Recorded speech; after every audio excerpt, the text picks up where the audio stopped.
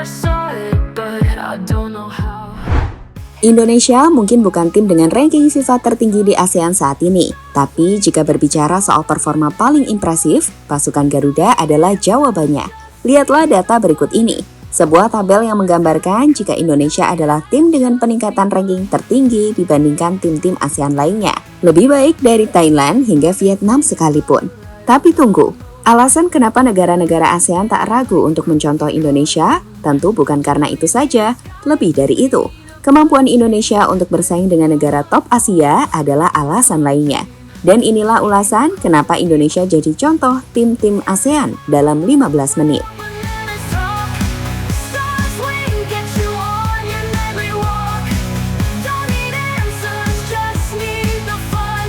Hold on tight. 4 tahun silam, atau di tahun-tahun pertama Coach Shin Tae-yong melatih timnas Indonesia. Saat itu, sepak bola Indonesia dapat dikatakan berada di salah satu momentum terburuknya. Prestasi Indonesia jauh dari kata bagus. Saat di ranking FIFA, timnas berada di ranking 170-an dunia. Indonesia sulit untuk hanya sekedar bersaing dengan tim-tim ASEAN lainnya, seperti saat menghadapi Thailand, Vietnam, bahkan Malaysia. Itu kenapa saat itu Coach Shin melakukan potong generasi, karena ia tak yakin pemain-pemain timnas senior Indonesia saat itu bisa bersaing bahkan hanya untuk level di ASEAN. Coach Shin lebih banyak memberikan kepercayaan pada para pemain muda, di mana hasilnya pun bagus. Di turnamen AFF pertamanya, Shin Tae-yong mampu membawa Indonesia ke partai final, dan potong generasi timnas saat itu menghasilkan beberapa pemain muda potensial, seperti Witan, Asnawi, Arhan, hingga Ricky Kambuaya.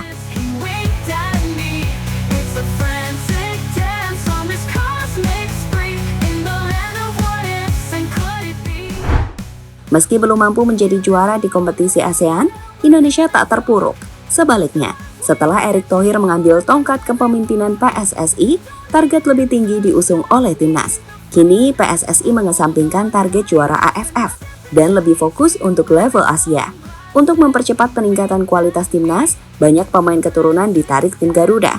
Mulai dari pemain-pemain muda hingga pemain berpengalaman, seperti Sandy Walsh, Jordi Amat, hingga Shane Patinama. Di mana hasilnya cukup bagus di Piala Asia 2023 di Qatar. Untuk kali pertama, Indonesia lolos ke babak 16 besar. Ini adalah sejarah yang membuat Indonesia mendapatkan banyak sorotan tak hanya di Asia, tapi juga di dunia. Tak berhenti sampai di situ, prestasi timnas di tingkat Asia berlanjut di ajang Piala Asia U23, saat secara luar biasa, Indonesia bisa lolos ke partai semifinal. From Jeddah. Quarter of an hour, Indonesia attacking now, and that is a blockbuster of a shot. A rocket into the top corner from Struijk as Indonesia take the lead. That is incredible.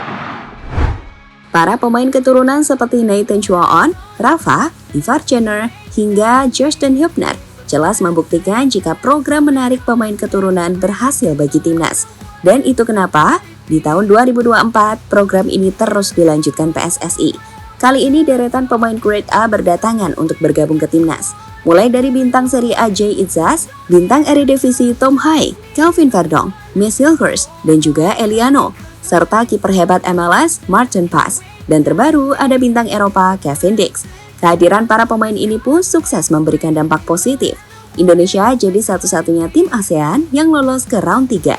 Dan siapa sangka, di round 3 di mana Indonesia mungkin tak jadi tim unggulan, timnas berhasil jadi tim paling mengejutkan di Asia.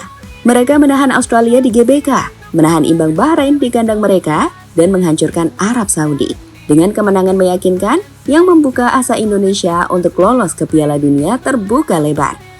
Walsh, but it is one. The cross from Jenner is fallen nicely for Tom Hay gets it to Rafael Strauss. In here is half cleared to the edge. On Marcelino, from Marcelino, but it comes back to him. Marcelino Ferdinand makes it 2-0 Indonesia. Dengan hasil tersebut, kesempatan Indonesia untuk mencetak sejarah dengan lolos ke Piala Dunia 2026 kini semakin nyata. Di grup C, Indonesia ada di posisi 3 dengan 6 poin. Hanya tertinggal 1 poin dari tim peringkat 2 Australia. Dan itulah alasan kenapa tak sedikit sorotan dari negara-negara rival kita di ASEAN saat ini yang mengarah pada Indonesia. Dari Thailand, media Thailand, Thairat, bahkan menuliskan artikel yang menyebut bahwa Indonesia telah melakukan apa yang tak bisa dilakukan oleh negara Thailand, tentu saja dengan negara-negara lainnya. Di mana di artikel tersebut juga dijelaskan jika peluang Indonesia untuk bisa lolos ke Piala Dunia cukup terbuka lebar saat masih akan bermain 2 kali di kandang menghadapi tim yang bisa Indonesia kalahkan, yakni Bahrain dan China. Dari Vietnam, striker mereka Nguyen Thanh Linh bahkan tak ragu untuk menyebut jika Indonesia adalah tim yang paling mereka waspadai saat ini di kancah ASEAN.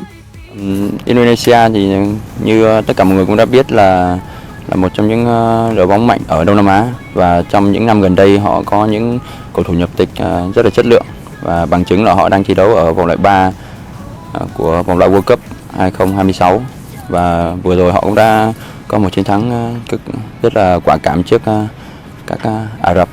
Thì Linh nghĩ là trong giải đấu sắp tới thì Indonesia sẽ là một trong những ứng cử viên cho. Tapi menariknya, melihat prestasi timnas, media Malaysia ini malah berulah. Dalam sebuah postingan di akun Instagram Se-Asia Go, media Malaysia Pala Tahu Bola menuliskan komentar yang menyindir Indonesia dengan mengatakan Thailand bawa 100 nggak perlu 9 pemain Sweden. Mereka menilai jika Thailand ada di ranking 100 besar dunia tanpa pemain keturunan saat menyindir Indonesia.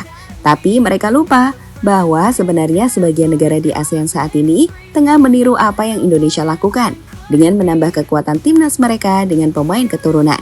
Lihatlah nama-nama pemain Thailand yang dipanggil di ajang AFF 2024. Di situ terdapat 6 nama pemain keturunan yang dipanggil oleh timnas Thailand. Atau Vietnam, yang baru-baru ini menaturalisasi penyerang asal Brasil, Rafael Son, yang juga bakal bermain di AFF. Gimana dengan Malaysia? Tim ini sebenarnya juga sudah memiliki banyak pemain naturalisasi. Tapi sialnya, alih-alih bisa bersaing dengan Indonesia, pemain naturalisasi mereka tak mampu memberikan impact yang signifikan untuk tim.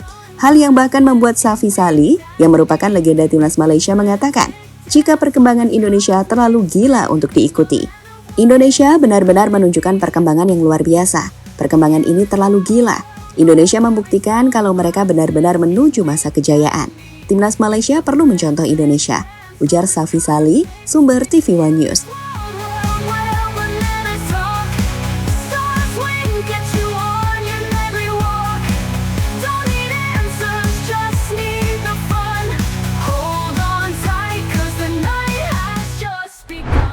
Saat ini sendiri, meski nggak semua, beberapa negara juga mulai mengikuti apa yang dilakukan timnas Indonesia dengan tak terlalu fokus pada AFF. Setelah timnas Indonesia hanya mengirimkan timnas U22, timnas Thailand juga melakukan hal serupa. Mereka menggunakan kombinasi pemain senior dengan pemain muda. Sementara itu, Vietnam masih menggunakan pemain terbaik senior, sedangkan Malaysia memadukan pemain muda dan senior karena terpaksa. Akibat tim seperti JDT tak mau melepas pemainnya. Sekarang, para pemain timnas senior Indonesia memang tak dibebani untuk main di AFF. Mereka akan fokus ke klub dan hanya fokus untuk ajang Piala Dunia. Peluang Indonesia cukup besar, seperti kata Ragnar Oratmangun dan Ivar Jenner baru-baru ini, yang mengatakan potensi Indonesia ke Piala Dunia makin realistis. Sedangkan Asnawi juga tak ragu untuk mengatakan jika Indonesia akan jadi tim pertama ke Piala Dunia dibandingkan Thailand, Vietnam, apalagi Malaysia. Fans are the most rabid about speed. Indonesia. Really? I mean, that's the country where I gained a million viewers. That's the, that's where I like. Is that where you had the stream and you got the million viewers? Yes. I say Indonesia probably has that. I never went into a country and they just showed me so much support and just welcomed me with open arms, and it was just so much. Every country does welcome me with open arms, yes. But Indonesia was just so much people. Ya, jadi begitu teman-teman, bagaimana timnas Indonesia yang 4 tahun lalu masih babak belur di level ASEAN. Kini telah berubah dan sukses jadi tim paling pesat perkembangannya. Dan itu kenapa gak usah malu bagi tim-tim ASEAN lainnya untuk mencontoh apa yang dilakukan Indonesia. Itu pun kalau bisa, karena sumber dayanya tentu berbeda.